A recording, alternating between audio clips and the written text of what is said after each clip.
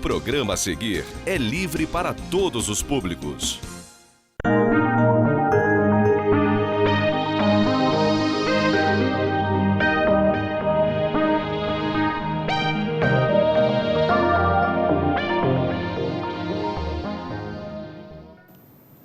Olá, como vai? Tudo bem? Estamos dando início a mais uma edição do programa O Direito em Família. Como de costume, no primeiro bloco, a gente vai falar das notícias que foram destaque no meio jurídico relacionadas ao direito de família. No segundo e terceiro bloco, a gente responde as perguntas que vocês mandaram para a gente pelo e-mail, direitoemfamilia@gmail, ou pelo telefone que eu vou olhar ali na tela para pegar a cola, 992355431. Eu achava que era isso, doutor Jorge, mas é melhor falar certinho, né, para não confundir o pessoal. Eu não tenho a menor ideia. Né? Só quando olha ali assim. É bom que a gente tem direito à cola, né? Verdade. Marconinho coloca lá na tela pra gente, aí não tem erro. Bom, doutor Jorge, vou começar com uma notícia que vem do Tribunal de Justiça de Santa Catarina. Destituição e suspensão do poder familiar, abono moral. Vocês sabem que a questão de destituir o poder familiar é aquilo que, principalmente, pai e mãe, eu digo principalmente, que são eles que têm, né, o poder familiar, a não ser que seja destituído, como foi o caso desse senhor. Por que ele foi destituído? O poder familiar, ele implica em tudo, em gerir a vida do filho, ser responsável pelos filhos, porque são crianças, são menores, eles têm que ser tutelados, eles têm que ter uma organização de vida, tem que ser administrado, e eles têm que, na sociedade, ter, né, vamos dizer assim, uma boa educação, saber conviver em sociedade. Isso é responsabilidade dos pais, porque é muito comum você ver o seguinte, que o menor faz uma traquinagem qualquer da vida, o pai vai parar ou a mãe vai parar na cadeia, responde por ele, porque eles são responsáveis imediatos.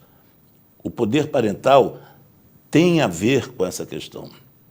E por que foi destituído do poder parental? Porque tem uma filha de 14 anos. Essa filha, ela bebia e ficou drogada, inclusive está sendo tratada nos Alcoólicos Anônimos, uma menina de 14 anos. Nossa. Então, os pais têm responsabilidade direta com isso.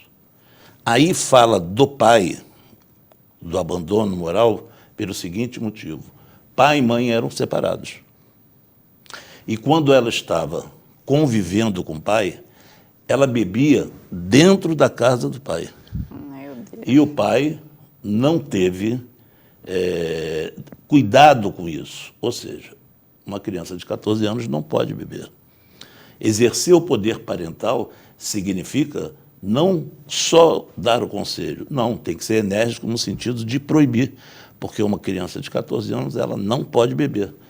Então, a gente sabe, inclusive, eu estava vendo domingo, que muitos adolescentes, né, a gente dentro de casa é uma coisa, a gente tem plena confiança em algumas coisas, não, meu filho jamais faria isso. Aí fizeram um tipo de teste, uma pessoa, uma atriz bebendo, adolescente também com os outros, aí tinham que ir para um lugar e falou para ela o seguinte: vamos com a gente. Aí as mães por trás falavam o seguinte: a minha filha não vai entrar porque ela é temerosa disso, ela não faz essas coisas. E a outra falou: também acho que não vai. As duas que estavam entraram. Foram daqui para ali com uma pessoa que estava bebendo na frente delas, ofereceu inclusive bebida. Então, a responsabilidade parental é para essas ocasiões de saber como seus filhos estão, principalmente fora de casa. Quando é adolescente, você tem que estar sempre fiscalizando, tá sempre olhando esse tipo de coisa. Você não pode entender que um pai permita que a filha beba dentro de casa aos 14 anos, principalmente se ela já tem alguns indícios de alcoolismo, né? Porque é um problema de saúde, não é um problema de caráter, é um problema de saúde.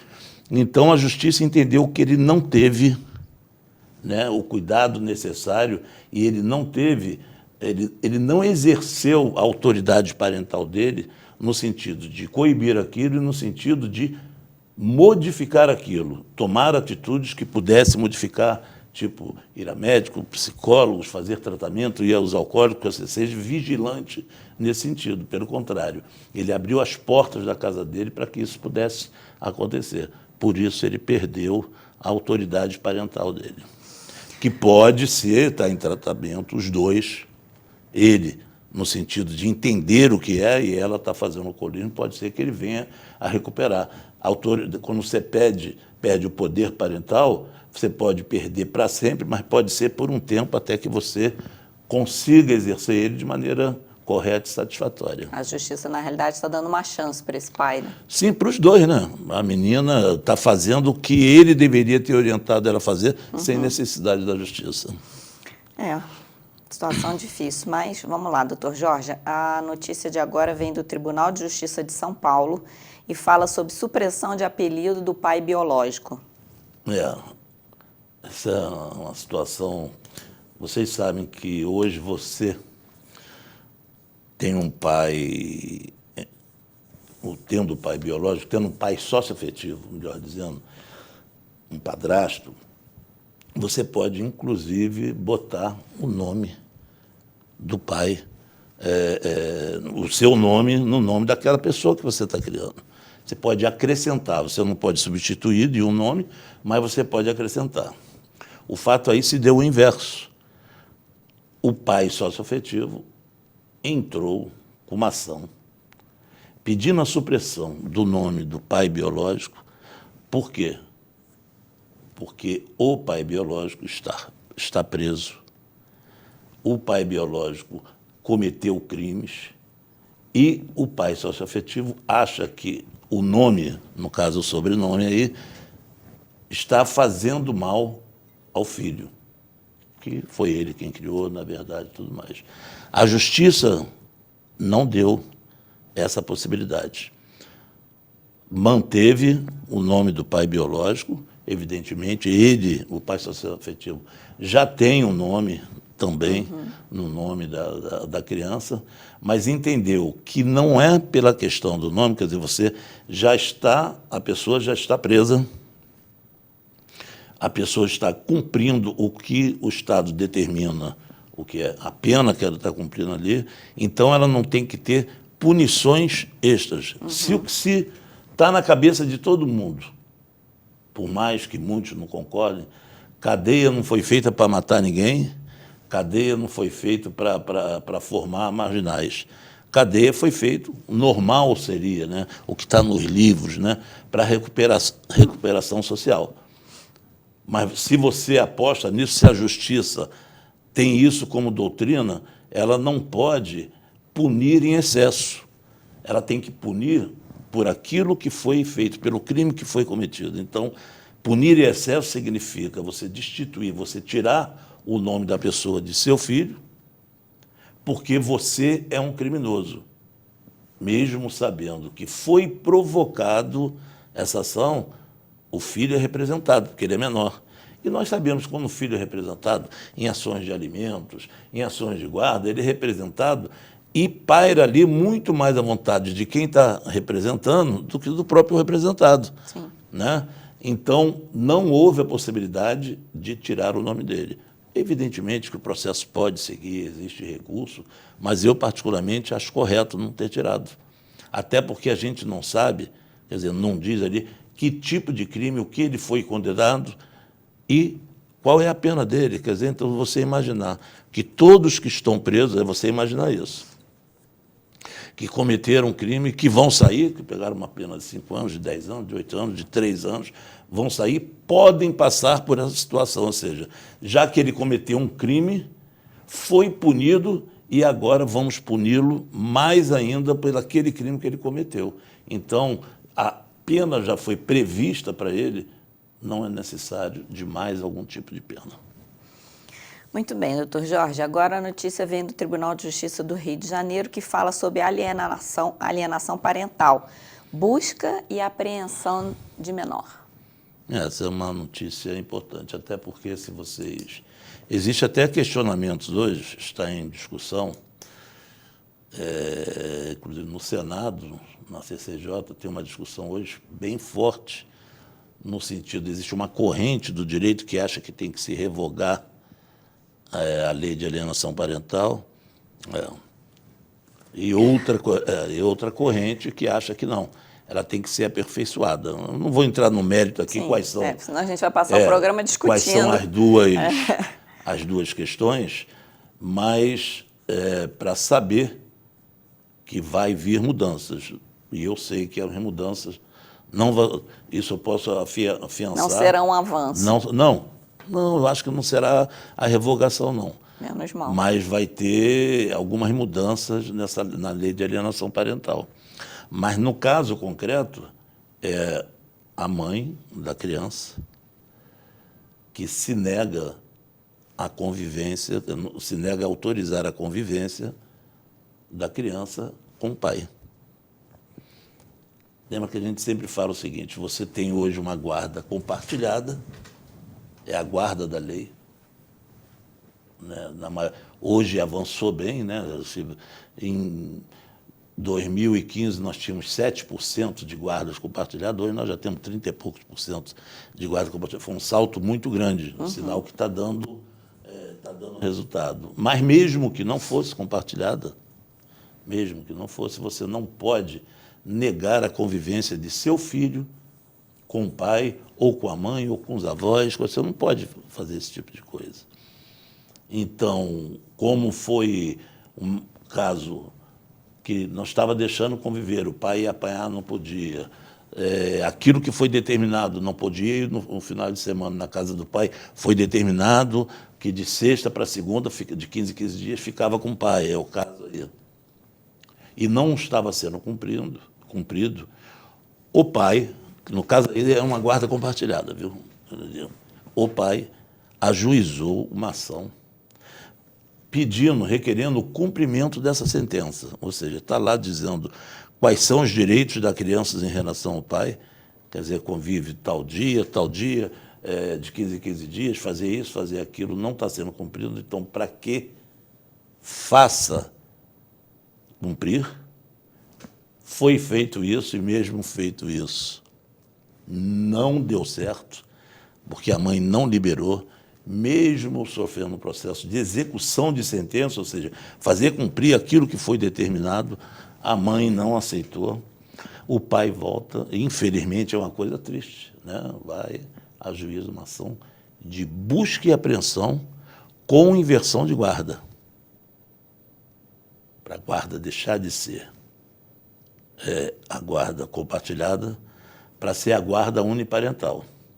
Depois dessa guerra toda que nós estamos falando aqui, primeiro deu oportunidade da execução da sentença. A mãe não respeitou. O pai entrou com a ação com a execução, com busca e apreensão, pedindo, através da busca e apreensão, quer dizer, buscar e apreender a criança, levar para a casa dele, do pai, e também ter invertido a guarda. Foi invertida a guarda provisoriamente, a criança está morando com o pai, foi horrível buscar e aprender. Imagina uma criança, trauma para a criança. É um trauma grande, mas não teve outra opção, vamos dizer assim. Então, por causa da questão... Isso foi caracterizado como um processo de alienação parental, porque você imagina o que pode se dizer uma criança que sabe que o pai vai buscá-la e nunca chega. O senhor sabe a idade da criança? 9 anos. Nunca chega. Então, isso é um processo de alienação, porque a criança vai perguntar. Com certeza. E o adulto, que é o responsável, no caso da mãe, vai responder. Sim. Se vai responder, o que deve responder? Seu pai não vem, não quer te ver. Não quer te ver. É um processo de alienação parental que resultou nessa inversão de guarda, que resultou na busca e apreensão. Quer dizer, teve que chegar a essa situação, né? Colocar a cabeça da criança em jogo, né? Um negócio ruim. Mas é para ver que a questão da alienação parental e, às vezes, dos propósitos e daquilo que a pessoa acredita ser dono de alguma coisa, no caso a mãe acredita ser a dono do destino da filha, né? Resultou nessa situação. Então é para ver que realmente aquilo que a gente debate aqui, que a guarda compartilhada e que a convivência compartilhada deve ser respeitada. Você pode até evitá-la, mas tem que ter uma decisão judicial. Não quero mais que tenha aquilo ali, por isso, e você na justiça, tanto o Ministério Público como o juiz entender, ou a juíza entender que está correto. Não pode ter aquela convivência, a convivência tem que modificar, tem que suspender o poder familiar, tem várias coisas. Mas tudo através da justiça. Você não pode determinar por si só esse tipo de coisa. Doutor Jorge, será que incluíram nessa questão na ação, porque assim, como houve inversão de guarda, as visitas da mãe passam a ser supervisionadas? Na decisão ainda não tem isso. Né? Porque isso foi uma decisão inclusive de caráter liminar. Quando o pai entra, que ele busca apreensão, é um caráter liminar. Né? Ele concede a busca e apreensão e inverte. Evidentemente, agora, quando ele pede isso, ele não está pedindo um documento que inverta a convivência, não. Um ato desse que faz com que a inversão exista, que tenha a busca e apreensão, no meu ponto de vista, como profissional do ramo, eu acho que tem que ser suspensa a convivência, mas essa suspensão da convivência não é aquelas que costumam fazer, não, ad eterno, não. Suspende imediatamente, esse é meu ponto de vista. Convoca-se uma audiência especial onde vai se determinar qual vai ser a convivência que a mãe vai ter de forma supervisionada. Pelo menos aquilo até você clarear esse momento. Você não pode premiar uma situação dessa, porque se você fala o seguinte, olha, foi para casa, simplesmente para a casa do pai, mas foi por busca e apreensão. Você vai conviver, vai dormir um final de semana lá na casa da mãe, ela não devolve. Pois é, por isso que eu falei da questão da supervisão. Como diz outro, como é que é? Ela dá linha na pipa, pega e vai embora. Sim. Aí complica muito mais. Por isso que numa situação dessa, tem muita dificuldade da convivência continuar a ser exercida da maneira que ela... seria simples, vamos trocar. Não, já que está agora com o pai lá, vamos trocar a convivência. O que o pai tinha, a mãe passa a ter. Não é isso, não. Muito bem. Doutor Jorge, vou fazer mais falar de mais uma notícia, essa do Tribunal de Justiça do Distrito Federal. Concessão de licença maternidade, casal homoafetivo, amamentação, princípio do melhor interesse da criança e do adolescente. Um casal homoafetivo está com uma criança, adotaram uma criança, e essa criança, são 2 homens, né?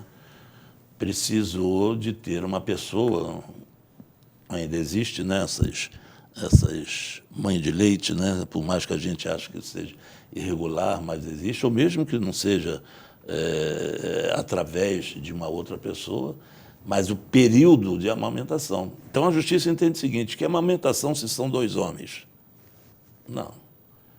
Amamentação significa todos os cuidados para uma criança daquela idade e que tem o direito de ser igualzinho a todas as outras, independente de quem sejam seus pais. Então, a justiça entendeu que nesse período, o período regular de amamentação, existe a licença. Aí, no caso, aí seria paternidade, né? Mas entendemos como se fosse a licença maternidade e deu a eles. Doutor Jorge, já que a gente está falando de casal homoafetivo, pensando na criança, a criança foi adotada, ou, enfim, vamos lá, a criança que tem 2 meses e está com casal homoafetivo.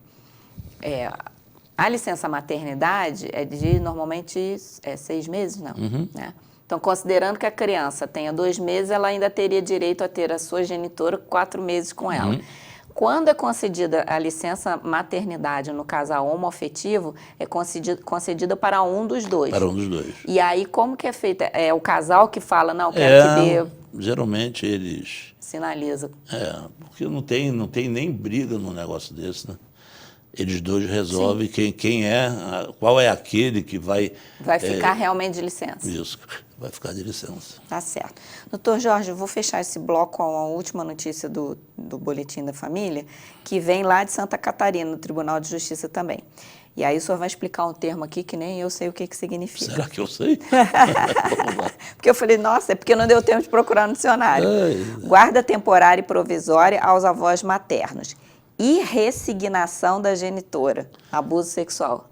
E resignação, ela ficou muito chateada. Ah, sim, Né? sim, Não é isso? sim. Ela não aceitou, né? É de resignada, tá certo. Mas a palavra era tão estranha que eu falei assim, gente...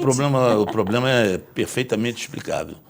São os advogados, são os juízes, são os promotores, são os defensores. É a linguagem do direito que, às vezes, tão Confunde. rebuscada e criada e inventada, faz com que, né, o telespectador não compreenda, né? Por isso o nosso programa é tão elogiado, não, que quando as pessoas encontram comigo na rua e falam, nossa, eu gosto muito do programa e tal, e agradeço os comentários, porque as pessoas, todas elas, doutor Jorge, falam, ele explica muito bem. Isso significa que o senhor explica de forma que as pessoas entendam. Você não pode falar... Imagina, você vai ao médico, você tem, sei lá, uma enxaqueca, o médico não podia dizer para você que é enxaqueca. Aí ele diz o termo científico, que é o nome, né, científico, que é enxaqueca. Você sai de lá praticamente já comprando um passaporte para o cemitério. Você fala, estou morta, né? Porque... Não, as pessoas têm que saber que em qualquer lugar tem termo técnico, né? O pedreiro, ele tem um termo técnico. Ele conversa com outro, ele sabe que aquela laje ali tem isso, aquilo. Quando ele vai conversar com o cliente dele, ele vai explicar de modo que o cliente entenda. Então, deve ser assim, no meu ponto de vista, no direito, na medicina, na engenharia, em qualquer lugar, né? Mas a gente sabe que tem esse tom rebuscado aí que, às vezes, prejudica. Mas vamos lá. Existe a avó, que é mãe da irresignada, conseguiu a guarda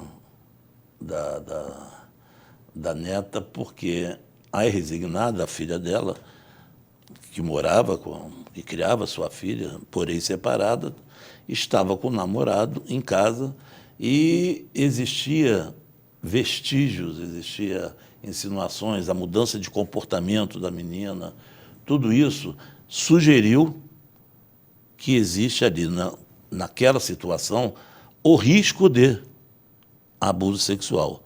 Tipo de conversa, o que a criança começou a falar, então foi para os estudos técnicos, aqueles sociais que eu falei que tem os psicólogos, que tem no fórum, chama ETIC, equipe técnica, né? Que os psicólogos, assistentes sociais, e verificaram que a menina modificou o seu comportamento. E era uma situação que os avós ficavam muito tensos, eles achavam isso realmente.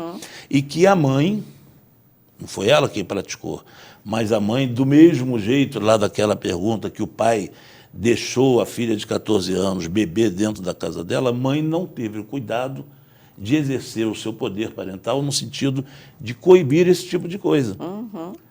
A mãe, pelo contrário, achou que esse não estava vendo. Os avós acharam que estava vendo. A justiça entendeu que, nesse momento, a maior possibilidade é de estar havendo ou de poder vir a acontecer, né? Porque a justiça, ela tem que ter, embora tenha muito pouco, mas ela tem que ter um caráter também preventivo.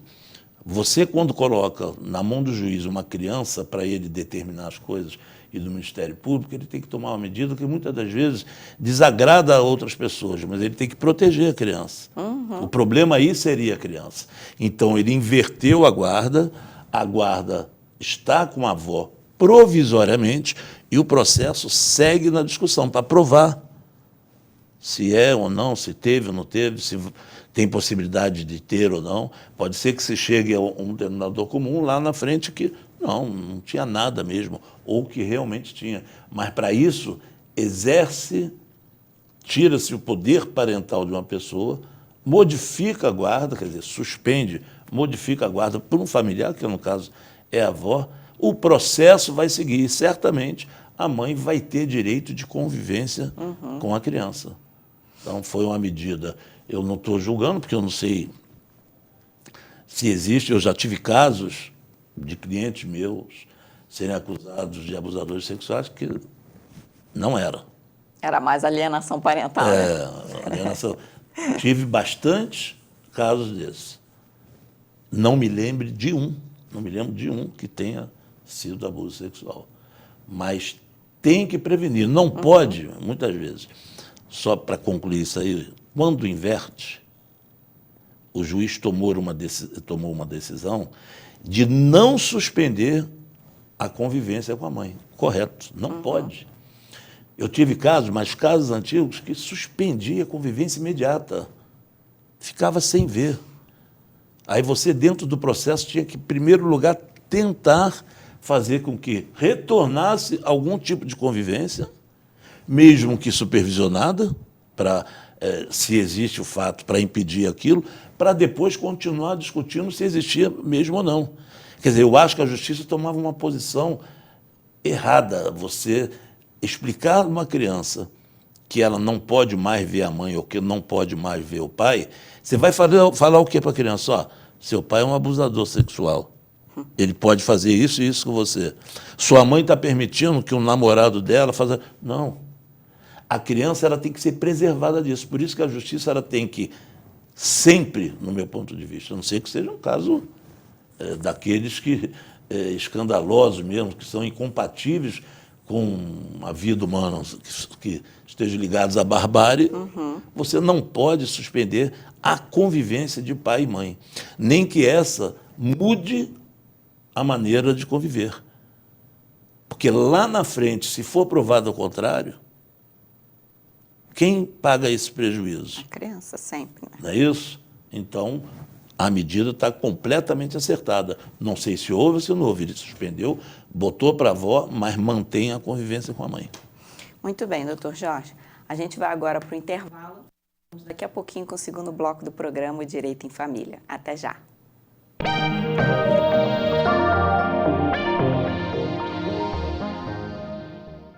Você pode assistir aos programas da TV Zoom na hora que quiser.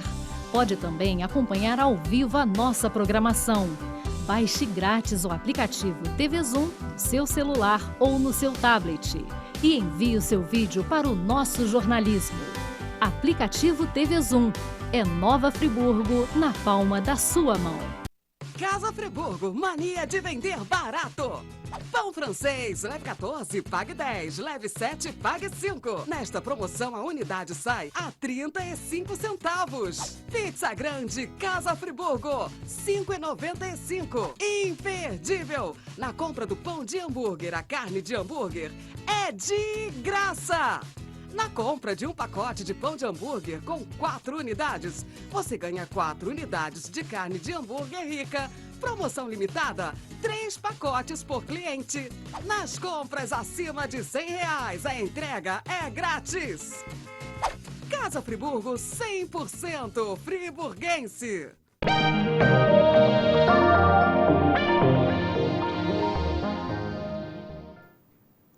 Voltamos com o segundo bloco do programa Direito em Família. Agora vamos começar a responder as perguntas que vocês mandaram para a gente, ou pelo e-mail, o direitoemfamilia@gmail.com, ou passaram pelo telefone 992355431.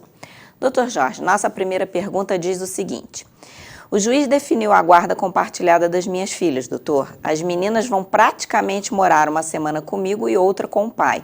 Minha advogada quer recorrer, dizendo que essa guarda, na verdade, é a guarda alternada, que não é usada no Brasil. Tenho chances? Não, chances no recurso de você modificar a convivência, eu não sei qual é o caso concreto, sempre se tem, senão não existia recurso, né? Mas a guarda está equivocada, essa definição de guarda alternada. Eu acho que eu já expliquei aqui algumas vezes, mas olha só. Eu acho que a colega ou a cliente não soube explicar direito. A guarda compartilhada é uma guarda onde ela tem, por início, organizar a vida da criança. Então, dá responsabilidade àqueles que organizam, o pai e a mãe. Falei várias vezes, um vai e apanha no colégio num dia, outro apanha no outro, outro dia dorme com o pai, outro dia dorme com a mãe, final de semana com um, final de semana com outro. Isso é a guarda compartilhada. O que significa? Todas as decisões, todas, são tomadas pelos dois. E ponto. E diz lá no artigo 2º da guarda compartilhada que a convivência, sempre que possível, ou seja, esse sempre que possível significa dizer o seguinte: se a criança pode, não é se o pai e a mãe não, se não altera a vida da criança, a convivência entre os dois tem que ser 50% para cada um. Essa é a guarda compartilhada.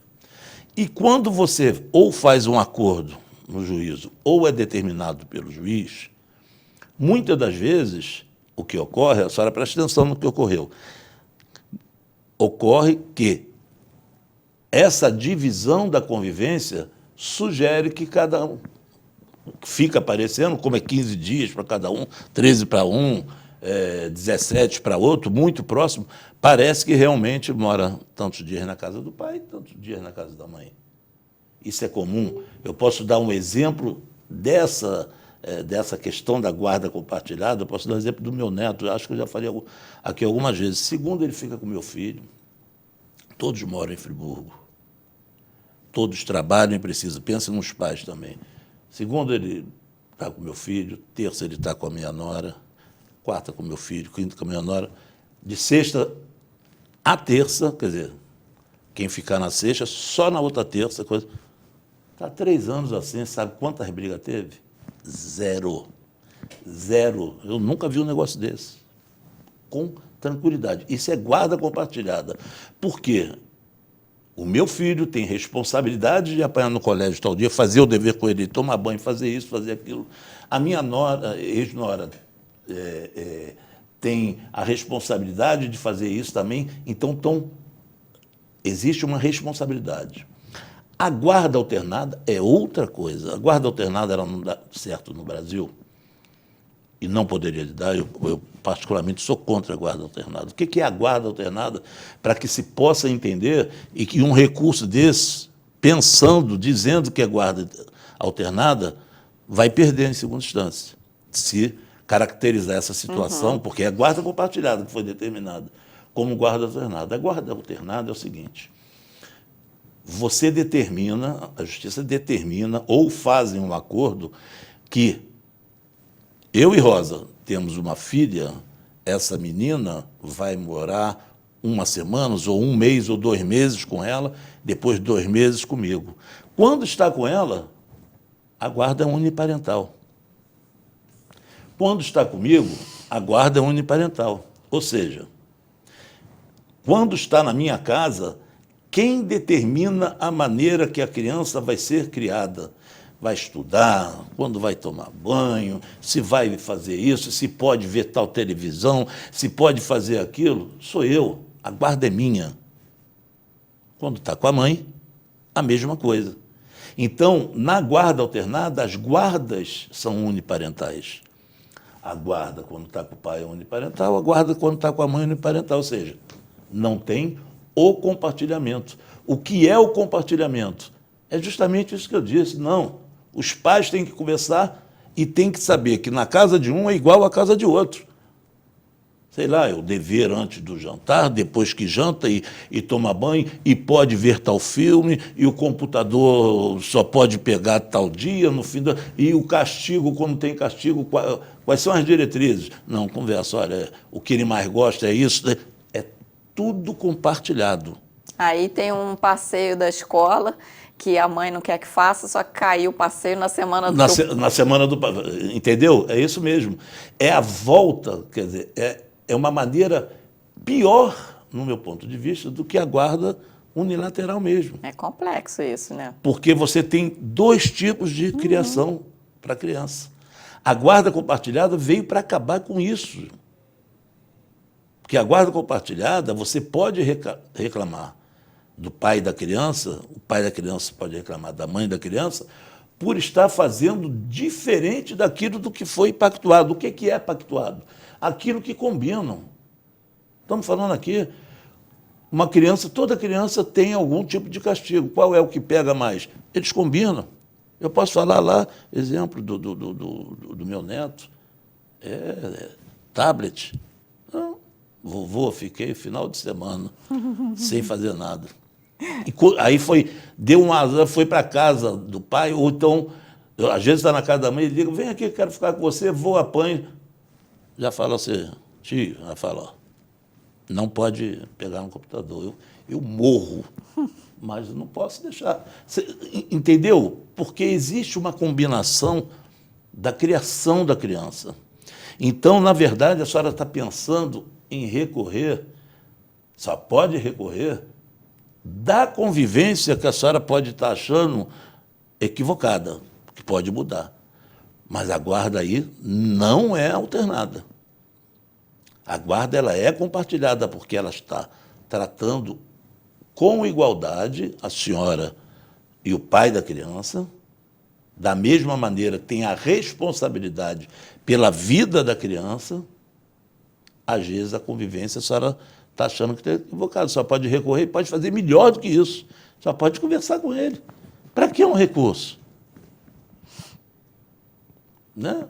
Pode chegar e conversar, vamos tentar modificar isso, vamos tentar modificar aquilo. Bacana, bacana? Bota no papel, pede a advogada da senhora, a advogada dele, advogado, assinam, vai lá no Ministério Público, vai olhar a combinação deles. Por que eu digo que tem que dar satisfação à justiça? Porque o dia que tiver que fazer algum recurso ou cobrar alguma coisa, vale o que está escrito. É que nem jogo de bicho. Não adianta eu cobrar o que não está escrito. Tem que cobrar o que está escrito. Então, fique tranquila, só que eu acho que a senhora entendeu errado, ou a colega está falando, não é a guarda alternada. Porque, ao fazer o recurso e você fundamentar o seu recurso de maneira equivocada, vai ter uma resposta equivocada também. De repente, a advogada quis dizer que, na prática, está sendo com uma guarda alternada. Ela pode dizer que está alternando muito a convivência, mas a guarda que foi definida foi a guarda compartilhada. E a guarda alternada não tem nada a ver com compartilhamento. No Brasil não deu certo, nos Estados Unidos chegou a dar certo, mas hoje já também não é, justamente por esse motivo. Porque quando está comigo eu faço o que eu quero, não tem isso, e quando está com você, você faz o que quer. Aí tem aquele negócio, filho, eu prefiro a casa do papai ou da mamãe, porque lá na casa do papai eu faço isso, faço aquilo, papai não me cobra, etc, etc. A mãe vai reclamar e falar o seguinte, o que você tem a ver com isso? Que eu sou o guardião dele, que ele está na minha casa aqui, está gordinho, está comendo bem, olha só, está limpinho. Está feliz. Está feliz, é claro. Né? Pode tudo. Pode tudo. Não é isso? A guarda compartilhada veio como uma vacina para isso. E uma vacina para os pais, né? Para os pais saberem exercer isso. Eu acho que pode fazer esse recurso, mas primeiro procura ele. Se a senhora ainda não está um bom entendimento, pede a sua advogada para procurar o advogado dele. Ou se ele estava pela defensoria, procura ele, conversa, quem sabe vocês ajeitam essas coisas. Se não for possível, justiça. Tá certo. Doutor Jorge, próxima pergunta diz o seguinte, a visita aos avós é obrigatória? Tenho que concordar que meu filho passe um dia com a avó paterna dele? O que é obrigatório é a felicidade do seu filho. Isso aí são coisas que ninguém deveria discutir, né? Se a pessoa acha que impedir o convívio com os avós, porque separou, eu separei, eu não gosto da minha sogra. Mas minha sogra, meu neto, se dá tão bem, quer dizer, meu filho se dá tão bem com a minha sogra, eu vou impedir? Não. Isso é um direito dele, da criança, e é um direito também da sogra, que no caso é a avó. Né? Então, o que a gente tem que pensar é na felicidade da criança. Se você tem que aceitar, sim, ou então recorra. Tente demonstrar na justiça, por outros meios, que ele não pode ter que a convivência dele com a avó ou com o avô está prejudicando o melhor interesse dele. Olha, se ele não conviver, não visitar, ele vai ter ganhos. Ao contrário, eu acho o contrário. Mas se você conseguir provar que, quando chega na casa do avô e da avó, olha, vou dar a dica, não é um avô como eu faço sangrando, mas faço Chega lá, não pode, a mãe não autoriza, o pai não autoriza, eu vou lá, faço tudo ao contrário. Claro que a gente sempre faz muita coisa ao contrário, avô é para isso mesmo. Né? Mas nada que interfira na educação da criança. Isso nós não podemos fazer. Então, se for isso que a senhora está vendo em relação à avó do seu filho, tudo bem, a senhora faça uso dos seus instrumentos judiciais que a senhora pode fazer, jurídicos, que a senhora pode fazer. Agora, do contrário, é bem-vindo a convivência do seu filho com os avós, paternos, maternos, com os amigos, com os tios, porque a criança tem que viver, tem que construir para ela uma base social. Né? Você mudou do lugar porque não está na casa do pai mais, você vai deixar de ser coleguinha dos outros que sempre esteve ali? Não, muito pelo contrário. Do tio que sempre de manhã apanhava, botava na bicicleta, ia na padaria, era um parceiro, tio. Não, porque é irmão do pai. Não pode. Está prejudicando a criança. Então, ela tem todo o direito. A senhora tem que aceitar, não. A senhora tem que entender isso. Agora, caso exista uma questão drástica, a senhora usa o judiciário para modificar essa situação. Caso não for drástico, eu tenho certeza que a senhora vai ser mal-sucedida nessa sua tentativa de não permitir. Doutor Jorge, próxima pergunta. Meu pai deixou um testamento deixando para minha irmã mais nova uma parte maior do que a minha. Ele pode? Outra coisa, doutor, meu pai morava comigo, dependia dos meus cuidados. Como ele poderia fazer esse documento sem eu ver? Eu vou, como diz o outro, vou começar pelo princípio. Não, poder ele pode, não é questão de deixar a maior parte. Realmente fica a maior parte pelo seguinte: existem os herdeiros necessários, que são os filhos. Esses são herdeiros necessários. Esses só não recebem se eles perderem o direito de herdeiro, o que é muito difícil. Né? Então, se existe duas pessoas, duas senhoras, aí as duas têm o mesmo direito. O que seu pai pôde fazer?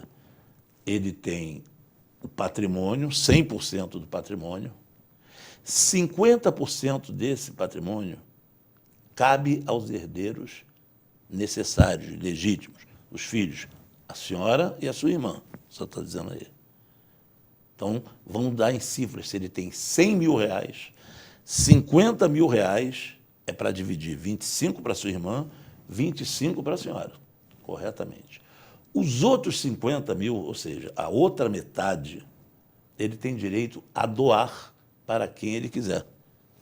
Não precisa ser para a sua irmã. Ele pode dar para o porteiro que ele era muito amigo, para um amigo de fé que ele sempre gostou muito dele, doa, ele pode doar parte, né? A legítima significa o seguinte: tem que resguardar a parte do herdeiro, dos herdeiros, a outra ele pode doar. Foi o que ele fez no testamento. Ele pegou, ele garantiu a legitimidade do direito hereditário para a senhora e para a sua irmã e deu a outra parte, os outros 50%. Para a irmã. Para a irmã. É legal? É legal. O que ele fez foi legal. Discutir se é legítimo, aí é outra questão de princípios. É legal, é assim que rege a questão do direito hereditário. Essa é a primeira questão. Então, a senhora tem a ideia seguinte: o direito de fazer isso é legal. Esse testamento, o procedimento desse testamento, ele é legal. Agora, a senhora vem com uma informação. A informação que seu pai morava com a senhora. E que a senhora que cuidava dele. E esse documento está ali, a senhora não sabe como, aí é uma questão de a senhora questionar, porque vai abrir o inventário. Esse já deve ter aberto, porque a senhora já teve ciência do testamento, só depois que abrir o inventário, né, a senhora vai fazer o quê? Tentar impugnar esse testamento. Como? Existem várias coisas formais. número de testemunhas, pelo menos 2 testemunhas você vai ter que ter. A pessoa tem que ter ido ao local. Difícil só se a pessoa estiver muito enferma, que o escrivão, o tabelião vai na casa. Então, tem várias coisas que você pode perceber. E uma questão, laudo médico, como é que estava a pessoa para fazer o testamento? Ela era interditada? Não, mas como é que ela estava? Os laudos, né? Como é que está na questão de saúde? Tudo isso tem que ser verificado para mostrar o seguinte: além do meu pai morar comigo, ele não poderia ter ido lá. Mas ele não poderia também por isso, porque ele tinha tal situação de saúde que o impedia. Está aqui, ó, comprovação médica. Todas essas questões devem ser investigadas na tentativa de impugnar esse testamento. Mas também tem outro detalhe. Vamos supor que o pai tenha ido morar com ela há 10 anos e o testamento tem 12 anos. Ah, não, sim. Aí fica mais difícil, né? Sim. Não, veja bem, impugnar um ato de vontade já é uma situação desconfortante, né? Porque você vai... ele é o testador, é a vontade dele. Se ele quis garantir, sei lá por qual motivo, mais para uma filha, ele poderia, olha só, como eu falei para a senhora, ele poderia ter dado esses 50% para qualquer outra pessoa. Muito pai faz testamento, nós temos muito poucos testamentos, né? Mas quando faz, às vezes parece que privilegia um filho, mas às vezes ele tem lá 4 filhos, 3 estão surfando na onda. E aquele, coitado, está muito ruim financeiramente, geralmente ele está assim porque sempre foi protegido, né? Essa situação. Mas aí vou deixar um pouco mais para ele. Então, reserva o direito dos 4 aqui e a outra parte doa para aquele. Isso pega para capar, a gente sabe. Sim, que é. Com Sabe que é certeza. família. Nessa sua situação, aí a senhora tem que fazer todas essas investigações, porque isso aí vai... O que vai demorar é um negócio absurdo. E enquanto isso, o inventário fica parado. Fica parado, né? Não fica parado. Ele tem despachos, né? Mas aí tem recursos e inventário. Inventário com tudo certo, já demora, né, doutor Jorge? Imagina com questionamento. Pois é. Então, a senhora pode questionar? A senhora está trazendo para mim uns dados que, se eu sou advogado, a senhora conversando isso comigo, eu teria suspeita. Afinal de contas, seu pai mora com a senhora. Observando aí a questão que a Rosa falou, a questão da data de quando ele fez, se foi Durante o durante. período. Aí, né, por que ele fez isso? Por quê? Eu não entendi. E a senhora pode falar assim: papai jamais faria isso. Eu, se fizer isso, eu tenho 2 filhos, se eu fizer isso, beneficiando um mais do que o outro, vai ter questionamento deles na justiça até eles morrerem. Porque eu não vou... Eles sabem que eu não faria isso. Aí imagina, um deles, eu estou dando um exemplo, um deles fala o seguinte: não, papai não faria isso, tem alguma coisa aí. Você está entendendo? Então, é o que acho que a senhora está sentindo. Primeiro, é um impacto ruim, Verdade. né? Mesmo que ele tenha direito, é preferível que ele dê para um amigo, para um tio, para uma tia, do que ele beneficie um filho, mesmo que seja de forma legal, respeitando o direito hereditário, a outro. Seria mais justo, aí você pensa, seria mais justo se papai conversasse comigo e entendesse a situação, eu anuía isso, eu concordaria com isso, com tranquilidade. Eu não aceito porque eu acho que ele não faria, que é o caso que a senhora deve estar pensando. Né? Então, eu acho que, se abriu já inventário, a senhora deve ter aberto, a senhora teve ciência do testamento, eu acho que a senhora deve entrar pedindo a impugnação do testamento e discutir as questões que, para mim, são subjetivas, que eu não conheço. Agora, para a senhora tem informações objetivas, concretas, que devem ser colocadas dentro dessa impugnação, colocadas dentro desse processo, para a senhora tirar, talvez, abafamento, vamos dizer assim, só que a senhora deve estar sentindo em relação a ter sido preterida, né? Porque é terrível mesmo. Mas legalmente a senhora pode questionar. Muito bem. Doutor Jorge, a gente vai para o intervalo e voltamos daqui a pouquinho com o terceiro e último bloco do programa Direito em Família. Até já.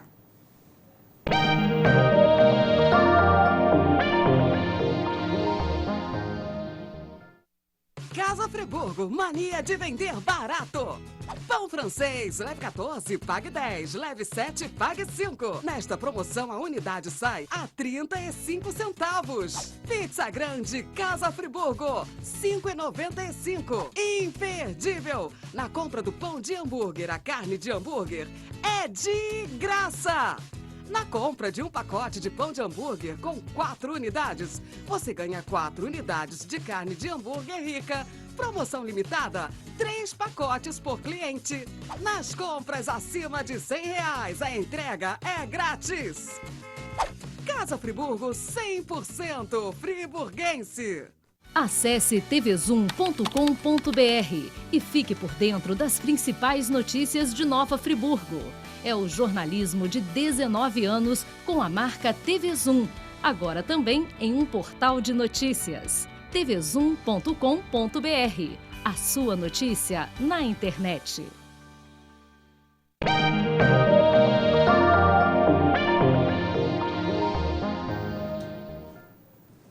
Olá, voltamos com o terceiro e último bloco do programa Direito em Família, ainda respondendo as perguntas que vocês mandaram para a gente pelo e-mail, o direitoemfamilia@gmail.com e pelo telefone 992355431. Doutor Jorge, meu casamento é de separação total, tem direito a alguma coisa se me divorciar? Tem aquilo que vocês construíram juntos, comprovadamente, vai ter. Embora seja separação total, aquilo que vocês construíram como uma sociedade, veja bem. Compraram um carro, está comprovado que no carro foi dinheiro dos dois. Agora, se foi só dinheiro dele ou só dinheiro seu, pertence a cada um, porque existe uma diferença entre essa separação total convencional. Foi convencionado o casal, na hora de casar lá, eles acharam por bem fazer um pacto antinupcial que diz que a forma dos bens deles é a separação total. Então, foi uma vontade. Uhum. Se foi uma vontade, eles estão atestando. Isso aí. Quando você faz a separação obrigatória de bens, aquela que você casa até 70 anos, você tem que casar, ou por algum outro motivo que tenha que se casar com a separação obrigatória de bens, aí não. Aquilo que você obtiver após esse casamento, aí você protege os bens anteriores. Uhum. O que você construir ali passa a ser do casal. É entendido, está sendo já entendido como uma comunhão parcial a partir dali. Porque ela é obrigatória até aquele momento. Até aquele momento era obrigatória. Então, os bens particulares que cada um tem pertencem só a cada um, e o construído pertence aos dois. Já naquilo que eles firmam, um casal de 18 anos está casando, foram a cartório, fizeram um pacto antinupcial e diz o seguinte: nós queremos a separação total dos nossos bens, está dizendo que eles não têm obrigação de fazer isso. Está dizendo que não quer a comunhão parcial, está dizendo que não quer a comunhão universal. Não é que a lei os obrigue, não. Eles não querem. Se não quer, não vai ter. Então, a senhora não vai ter direitos se for dessa maneira que eu falei. Obrigatória parece que não é. Né? Aí teria que ter mais informação. Detalhe, Parece que foi um pacto, e aí esse direito, evidentemente, que são coisas que vão ser questionadas. Claro, a justiça está aí para isso. Entrar na justiça é que nem entrar em bar, né? Todo mundo pode. Né? Não tem problema nenhum. Veja bem, separação total de bens. Você vai morar na casa dele, que já era dele. É dele a casa. Mas vocês começam a comprar móveis, mobiliar a casa. e não guarda a nota. Quem comprou? Quem deixou de comprar? Isso não sugere, pelo menos, uma investigação judicial? Então, é possível. Depois que se casa, o amor sempre é lindo, né? Vocês vão comprar um carro, o carro custou 50 mil reais, ele tinha 35, você falou, oh, toma aí 15.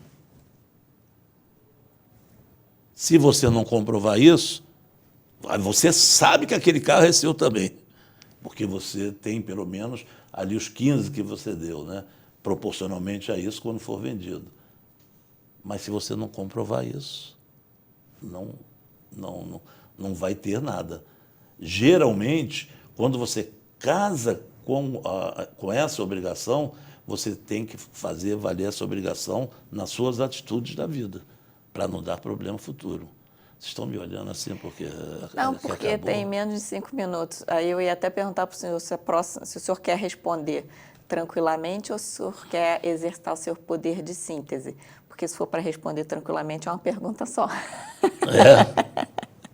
É grande? Não. Então vai. Vamos lá.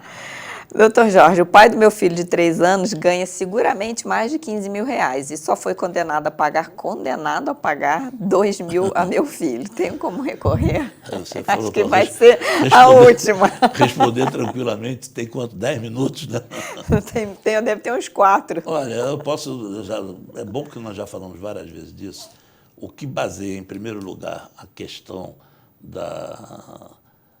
daquilo que o filho vai ter, não vai ser condenado. O pai vai ter a obrigação, como a senhora tem também a obrigação de fazê-lo, é a necessidade da criança. Senão a gente está dizendo aqui que as despesas do filho somam 4 mil reais, né? Se a senhora está dizendo que ali já tem 4 mil reais garantido, porque a gente tem que pensar o seguinte, se o pai paga 2 é porque ele gasta 4, porque a senhora paga 2. Ou o pai paga 2, até menos, pode ser menos, porque pode ser dentro de uma proporcionalidade, que ele pague mais, porque ele ganha mais do que a senhora ganha menos. A senhora não pode questionar, pelo menos eu entendo assim, eu oriento meus clientes assim, por quanto a pessoa ganha. Não, se o que o seu filho está recebendo está satisfatório, está cobrindo todas as necessidades da criança, necessidade aí inclui viver, lazer, tudo isso.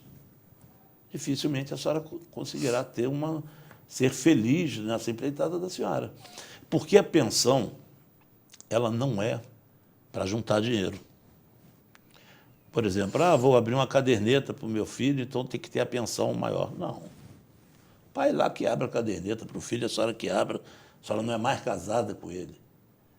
Ou não vive mais junto com ele, a senhora abre uma caderneta para o seu filho, a senhora bota, ele abre, bota o pai. Ele não tem que dar o dinheiro em excesso para eventuais precisões, vamos dizer assim. Não.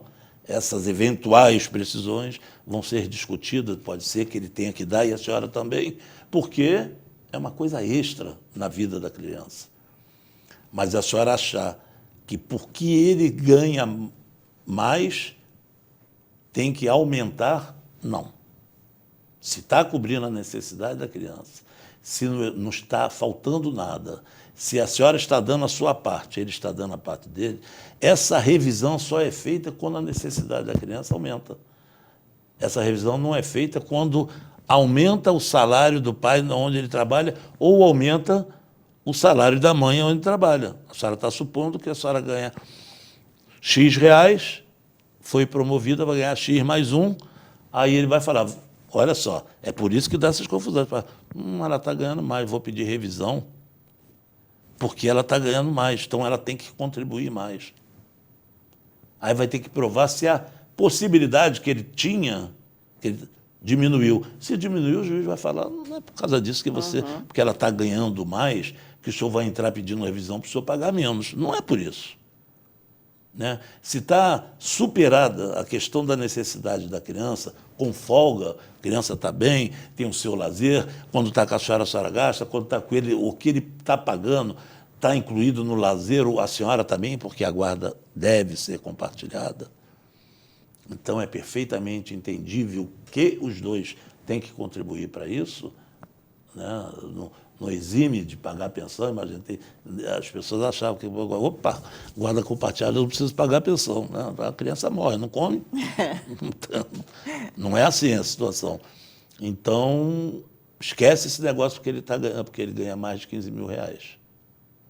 Porque se ele conseguir provar lá que está, além desses 2 mil que ele paga, que está garantido a vida digna do filho dele, da parte dele. A senhora está pagando da senhora. E ele ainda, quando está com o filho, ele tem as liberalidades de fazer isso, fazer aquilo, de dar uma boa vida ao filho, dificilmente a senhora vai ser feliz nessa situação. Muito Consegui? bem, doutor Jorge. Conseguiu. Encerraremos com só mais uma pergunta. Ah, vai ter mais um? Não. Que eu falei antes, assim, vamos ver se o senhor vai exercer sua capacidade de síntese ou se o senhor vai responder tranquilamente. Eu tenho problema. Como o senhor respondeu tranquilamente, Eu tenho problema de exercer a capacidade de síntese. Né? Eu posso não falar o advoguês, juridiquês, mas eu tenho mania de ampliar as explicações. Mas está ótimo, o público gosta, senão não assistia, doutor Jorge. Que bom.